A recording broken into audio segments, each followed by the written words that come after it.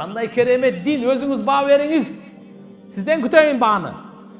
Биздин динибиз кандай керемет дин. Ушундай динге эмне үчүн келбейбиз? Эмне үчүн ушундай динди үйрөнбөйбүз? Эмне үчүн ушундай динди таркатканга Аллахтын жолуна чыкпайбыз? Ушу динди үйрөнөйлү. Үйрөнсөк ибадат. Таркатайлы, ушунун аты даават.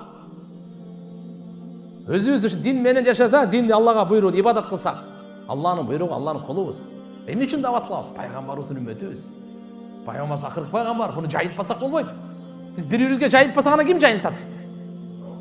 Ой, төлөкөндүктөр, жапалактарга райым кылгыла да ушака барлай. Силер биригип алып туруп анан наркы, өзгөнгө барбы? Оштуктар, талас күтүп кал. Кыргызстандыктар, Өзбекстанга бар. Орта Азия, Африкага баргыла.